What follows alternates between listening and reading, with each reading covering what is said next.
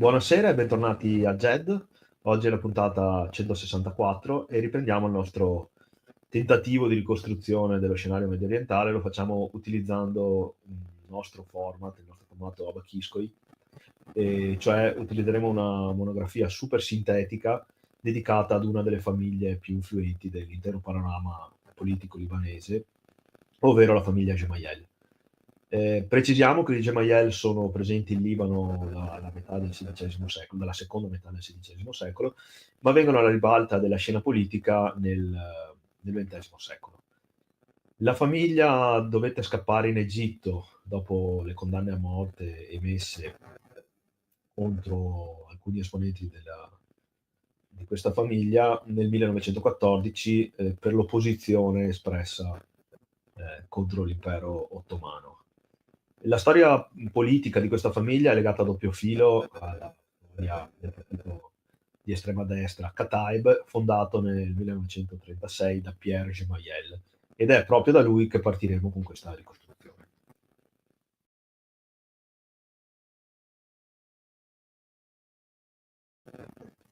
Pierre Gemayel è nato a Big Faya il 6 novembre 1905 e, come abbiamo detto, nel 1914 Pierre si è dovuto trasferire con la famiglia in Egitto all'età di 9 anni. Di formazione farmacista, partecipa alle Olimpiadi di Berlino nel 1936 come portiere della nazionale libanese. E qui rimane impressionato dalla disciplina della Germania hitleriana, non di certo dalla politica espressa, e su quel tipo di disciplina forgia proprio il partito da lui fondato nello stesso anno, il 1936, il Partito Contrario. Fu tra i principali protagonisti dei movimenti anticolonialismo di stampo francese, fondando una vera e propria milizia. Fu tra gli imprigionati, anche ferito, rilasciato dopo 11 giorni nel 22 novembre 1943, giorno che ricordiamo essere divenuto giorno dell'indipendenza del Libano. Tra le righe vogliamo ricordare che imprigionati con lui ci furono sia Shamoun, di cui abbiamo già parlato nelle puntate dedicate alla storia del Libano, e sia Al-Khoury, che fu il primo presidente del Libano indipendente. Negli anni 60 fu ministro e perse le elezioni presidenziali sia nel 64 che nel 70. Fu tra i protagonisti della scena politica per tutto quel lungo tragitto che portò il Libano al terribile scenario sviluppatosi sia a livello politico che sociale, ed è quel periodo compreso tra il 1975 e il 1990, ovvero tra lo scoppio della guerra civile e i successivi accordi di Taif, appunto, del 1990.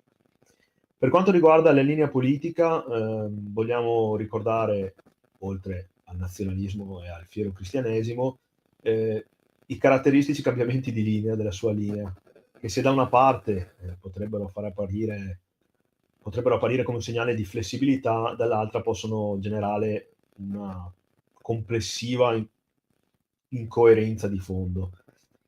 Su tutto, ad esempio, vorremmo ricordare che prima fu favorevole all'intervento siriano nella guerra civile e poi in un secondo momento contrario,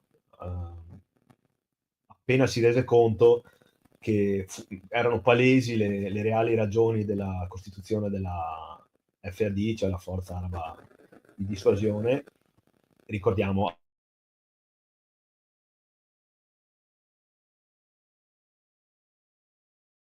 nel 75 contro gli abusi perpetrati sulla presenza palestinese in Libano.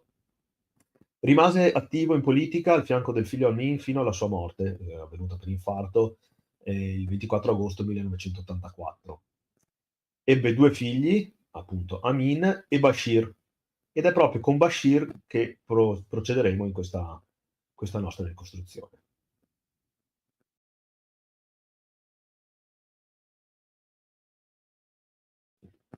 Bashir Gemayel, figlio di Pierre, prese una doppia laurea nel 71 e nel 73, prima laurea in giurisprudenza e poi in scienze politiche. Fu membro del partito Kataeb, fondato dal padre Pierre tra il 67 e il 71, e subì un rapimento ad opera di forze palestinesi proprio in quegli anni.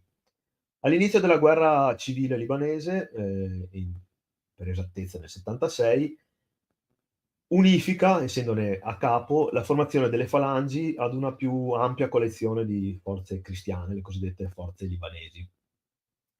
Nel febbraio 76 sfugge a un primo attentato, sempre ad opera di terroristi palestinesi, dove però purtroppo perde la vita la sua piccola figlioletta di 18 mesi, Maya.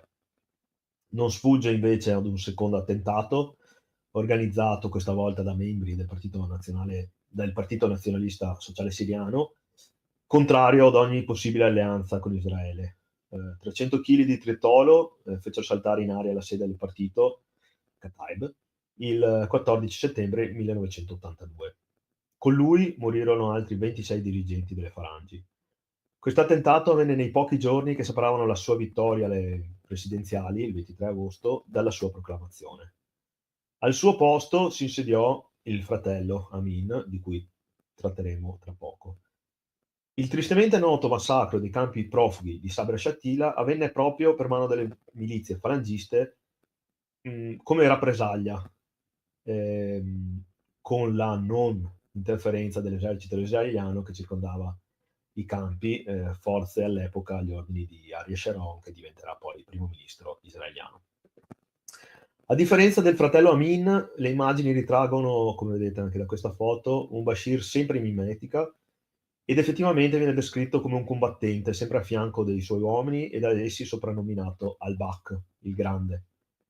Un uomo audace, fiero, motivatore, si dice che vivesse con la divisa e infatti un simpatico aneddoto racconta che per la sua cerimonia di investitura il sarto fosse in preda alla più triste disperazione, visto le poche ore che gli erano state date per confezionare l'abito su misura.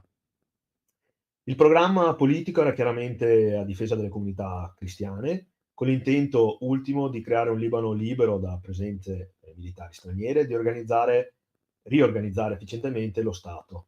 Con la sua morte, di fatto, e contrariamente agli intenti dei mandanti, non si ebbe uno sgretolamento completo della comunità libanese, ma anzi si ebbe un raggruppamento, un concentramento di gruppi eterogenei attorno alla comunità maronita ed infatti le percentuali delle elezioni che vinse il fratello Amin avvalorano questo processo, questo fatto.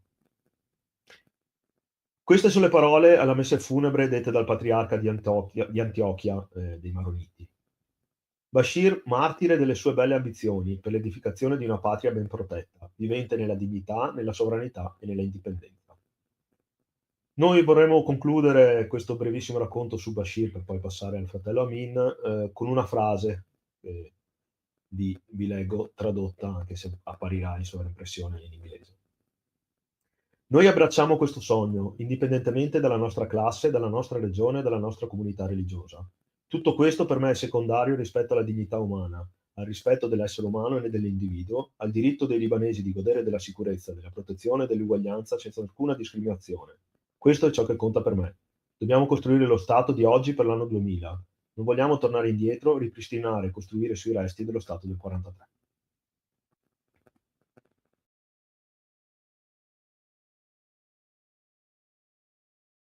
Amin Gemayel è l'unico ancora in vita delle personalità che oggi stiamo esaminando. Come vedremo, infatti, anche suo figlio, Pierre Amin, è stato assassinato. Figlio di Pierre e fratello di Bashir, come già detto in precedenza, subentra alla presidenza del Libano dopo la morte del fratello. Vogliamo precisare per inciso una cosa che abbiamo già detto svariate volte, ma è necessario avere bene in mente. Per quanto riguarda il Libano, esiste un patto, denominato il Patto Nazionale del 43, per cui alla carica di presidente del Libano può accedere solo un cristiano maronita. Teniamo bene a mente questo fatto perché dopo parleremo di un fatto clamoroso che riguarda proprio la presidenza di Amin. Amin è avvocato, entra nel Parlamento nel 1970 per supplire al seggio dello zio deceduto, Maurice Gemayel. Ancora una volta in più vediamo come la storia di questa famiglia si intreccia molteplici volte nell'esistenza nell'esistenza stessa dell'amministrazione libanese. E non è un caso isolato che una famiglia sia legata così tanto all'amministrazione dello Stato libanese, seppur a vari livelli, perché come abbiamo già visto ci sono altri esempi di famiglie, possiamo citare gli Shamoun o i Drusi, Jumblat. A differenza del fratello Bashir, Amin si è distinto per un'idea politica molto più moderata, in cerca di consensi anche nella fazione musulmana. Viene infatti eletto presidente al posto del fratello assassinato, come abbiamo detto, il 21 settembre 1982, con un ampio consenso che va oltre il mondo strettamente maronita. Come vedremo nella terza e ultima puntata sulla ricostruzione della storia del Libano moderno, la sua presidenza si svilupperà in un periodo estremamente difficile per questa sua terra. Le forze siriane e israeliane presenti nel territorio, una miriade di milizie delle più svariate confessioni operanti sul territorio e quindi una reale ed effettiva impossibilità di amministrazione con una conseguente impraticabilità di qualsivoglia strategia di politica interna. Ricordiamo ora il fatto clamoroso di cui prima abbiamo accennato. Qualche minuto prima del termine del suo mandato, Amin nomina primo ministro Michel Aoun, che era già stato capo di brigata di difesa e che combatté sia contro l'esercito israeliano che contro le milizie druse pro-Siria. Perché il fatto è clamoroso? Proprio per quel patto nazionale che abbiamo ricordato prima, essendo Aoun un maronita. Questo patto nazionale che abbiamo più volte citato non è mai messo in discussione, non è mai stato messo in discussione negli anni dalla popolazione libanese e prevede che mentre il Presidente della Repubblica sia un maronita, il primo ministro sia un sunnita, il Presidente del Parlamento uno sciita e il capo dello Stato Maggiore dell'esercito un druso.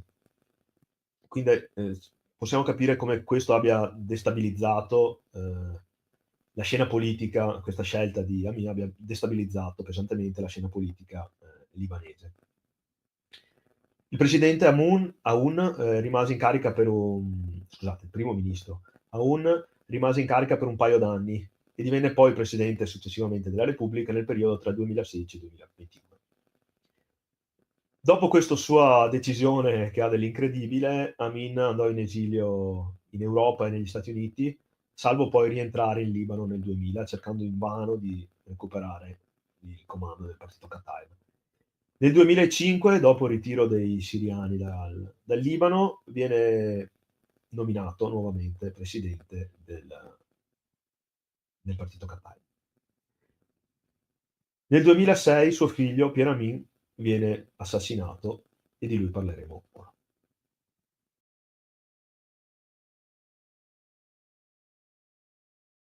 Pierre Amin Gemayel, figlio appunto di Amin e quindi nipote del Pierre fondatore del partito Kataib, da cui prende il nome, e nipote pure di Bashir, fratello di Amin. Pierre Amin viene anche chiamato Pierre Junior, appunto per il nome del Pierre Senior che fu suo nonno. Pierre Amin ha studiato giurisprudenza sia a Beirut che a Parigi e ha continuato il lavoro dello studio del padre. Nel 2000 è stato eletto al Parlamento nel distretto di Matn come indipendente e poi è stato rieletto nel 2005 e nello stesso anno è divenuto ministro dell'industria del governo Siniora, sempre come membro del partito Kataeb. Assoluta e ferrea fu la sua opposizione all'occupazione e quindi a ogni forma di influenza siriana in Libano. Prese parte alla rivoluzione dei Cedri, esplosa dopo l'assassinio del primo ministro Hariri, e prese parte in maniera attiva, in quanto fu membro del movimento Alleanza del 14 marzo, movimento che comprendeva una coalizione di forze politiche libanesi contro l'occupazione siriana. Il nome del movimento prende chiaramente a riferimento alla data del 14 marzo, che fu la data della manifestazione principale indetta da questa coalizione. E si mette in netto contrasto anche nel nome con l'altro movimento, cioè l'Alleanza dell'8 marzo, che rappresenta invece la coalizione libanese favorevole alla presenza siriana e addirittura riconoscente proprio ai siriani per il loro ruolo svolto contro l'occupazione israeliana nel sud del paese. Il 21 novembre, scusate, del 2006, Pierre sta visitando il suo distretto, come avevamo precedentemente citato, Matne. Quel giorno ha rifiutato la scorta. L'auto su cui viaggia viene speronata da un'onda CRV nel sobborgo di Jeideh, nel nord di Beirut.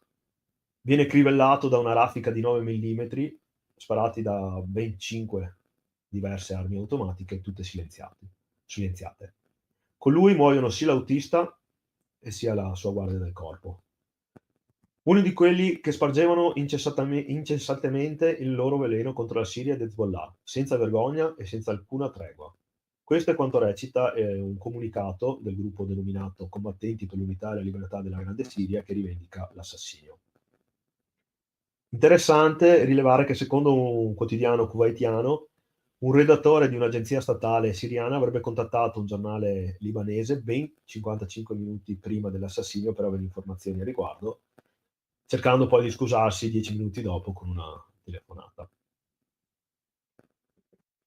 Sia l'allora leader della maggioranza che il leader druso accusarono direttamente la Siria, mentre il governo siriano negava qualsiasi coinvolgimento. Gli autori dell'assassinio non sono mai stati identificati. Il Consiglio di sicurezza dell'ONU, all'epoca il primo ministro inglese Blair, il Papa Benedetto XVI, la Casa Bianca, furono tutti unanimi nell'esprimere sdegno e preoccupazione per un assassinio definito da tutti crudele, addirittura, se non erro, il Papa lo definì indicibile, e unanimi nel definire un assassinio assolutamente contrario a tutti gli interessi della regione. Il più diretto di tutti fu l'allora ambasciatore delle Nazioni Unite, Bolton, che riferendosi a tutta alla lunga serie di omicidi politici dell'epoca, ebbe a dire: uno schema si nota in questi assassini politici di leader libanesi e di giornalisti membri del Parlamento. Sono tutti antisiriani. Pierre ha lasciato una moglie e 2 figli. Bene, per questa sera abbiamo finito questo veloce excursus. Niente, io a nome della redazione di GED vi ringrazio e ci vedremo alla prossima puntata. Prima di salutarvi vi ricordo che le puntate di GED sono fruibili anche sotto forma di podcast, sia sulla piattaforma Spotify che sulla piattaforma Spreaker, e i link li trovate in descrizione. Vi ringrazio ancora e alla prossima. Buona serata.